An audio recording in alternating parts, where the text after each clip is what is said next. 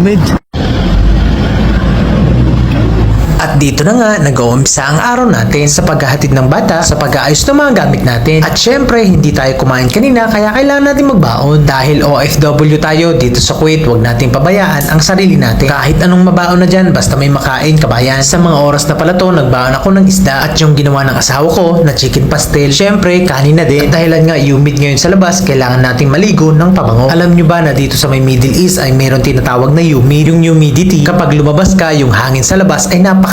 Yung parang nagsusuob ka sa labas. Yung tipong yung kaluluwa mo gusto nang umalis dito sa may Middle East o yung bansang kinaroroonan mo. At dito na nga, bago tayo umalis, prepare natin yung bag natin at wallet natin. At ayan nga yung anak kong si Darian, palakpak na ng palakpak. O anak, dahil late na tayo, tara na. Syempre, hindi pa dyan nagtatapos. Nilagyan ko muna siya ng kulambo. Dahilan nga din, maalikabok sa labas. At syempre, hindi naman natin kaya magbipit ng bag at payong at bag ni Darian. Yung trolley ni Darian, meron naman lagayan sa baba. Kaya dyan ka munang bag ka. Sa bag pala ng anak ko, naglagay ako ng adol. Dahilan nga din yung anak ko ay nilalagnat. Dahilan din kasi yan ng pagpapalit ng panahon. Sa bag pala ni Darian ay yung misis ko ang nag-prepare. Sa buhay pamilya, kailangan yung magtulungan. O dahil late na at wala na tayo sa oras, mag-prepare na tayo at magsuta tayong sapatos. Kunin ang mahiwaga nating susi, ang Vicks para sa ilong. At yan nga, ang baby nating si Darian, exciting nang umalis. Aba-aba, tong batang to, mahilig nang magtaas ng paa. O andito na pala tayo sa may elevator. Kabayan, kwento ko pala sa inyo yung nangyari nung nakarang araw. Last 2 days ago, nawalan ng kuryente dito sa may Salmiya. At that time nga mga kabayan, naglalak ako ng pinto ng kwarto namin. Bigla naman nag-shutdown ng ilaw. Buti na lang hindi umiyak ang anak natin kasi walang ilaw. At ang maswerte tayo kabayan, hindi tayo nakasakay ng elevator bago nag-brownout. Yung araw na din yun ay yung simula ng humid. Sa building pala namin kabayan ay nasa 3rd floor kami. No choice tayo kundi kargahin si Darian pababa. Bali kung ano yung nakikita nyo sa video, buong trolley niya binababa ko sa may hagdanan. At pagkatapos naming makababa sa may hagdanan, hinatid ko naman na sa may nani niya. Ay expected ko nga na may kuryente sila. Nung pagtingin ko din sa may elevator nila ay walang kuryente. Syempre ang idea lang na gagawin natin ay sagdan na naman. At buti na lang nakasalubong ko yung kapatid na nag-aalaga kay Darian. Laking tulong sa akin si kuya kasi binuhat namin dalawa si Darian pataas sa may nani niya. Bali pala ang building nila ay 2nd floor sila. Mas maganda na yun kaysa mas mataas, mas mapapagod kami. Yun nga kabayan yung nangyari nung nakarang araw. Pero hindi pa dyan nagtatapos ang ating kwento. Paghatid nga natin kay Darian dahil nga humid sa labas, napakalagkit ng pawis ko. Pagdating ko pala sa may Apollo, ay nako, lagatak na ang pawis natin. At hindi lang yung kabayan, basang-basa pa ang damit natin panloob. Sa mga naapektuhan ng brownout dyan dito sa Salmiya, may mga nadaanan kaming shawarmahan, restaurant o Indian food, mga bakala o sari-sari store. Halos lahat kabayan ay naliligo na sa sari-sarili nilang pawis. May dala akong portable electric pan kabayan, hindi umubra. Sabi nga sa balibalita, ang humid daw ay 1 week. O kabayan, nandito na pala tayo sa may tindahan natin. At dahil nga mainit ang panahon kabayan, eto tayo, nagpapalamig tayo sa portable electric pan natin. Sa mga kababayan natin dyan na nagko-commute katulad ko, paalala lang po mga kababayan, magbahan tayo ng tubig at mahabang pasensya. Sa mga nagko-commute dyan at may transport, napakaswerte nyo mga kababayan. Yung iba nga dyan, napakasipag maglakad kahit tirik na araw. Kaya sa mga kababayan natin dyan na nandito sa abroad bilang OFW, saludo po kami sa inyo mga kababayan. At dito na nga, nagsisidatingan na yung mga kasamahan ko sa trabaho. Dito pala sa Kuwait, sa trabaho ko, ganito kami pagdating namin sa trabaho. Kumustahan, bandingan at kulitan. Pagdating mo, unang tatanungin sa'yo, anong baon mo? Yung pagdating mo palang mga kababayan ay break ka na agad. Yung mga kasamahan ko pala, mga rich kid, eto po ang mga baon nila araw-araw. Lahat po yan dinideliver at ino-order sa isang kabayan natin. Kaya araw-araw nakakatikim tayo ng masasarap na pagkain. Dito pala sa trabaho ko, may iba't ibang lahi. Merong native na Afrikano, Pilipino, from the country of Nepal, at syempre mga Ilocano. Pag yung mga yan, dumating na yan, tsikahan, lokohan, at asaran. Hindi mawawala yan sa banding namin. Diyan nagiging masaya ang samahan namin pag sa trabaho. O dahil kararating mo, tara, break na tayo. Kaya kabayan, hindi na ako kumakain sa bahay pagpasok ko kasi alam ko magbe-break na din ako agad pagpasok ko. Ito pala yung isang staff namin, ang pinakamaganda sa may Sibon Company. Siya po ang tinaguriang beauty queen dito sa may Kuwait. Ang nag-iisang Don Solweta dito sa may Sibon Company. Matangkad, sexy, pwede na to sa Miss Universe. O ano rin na, tawan-tawa.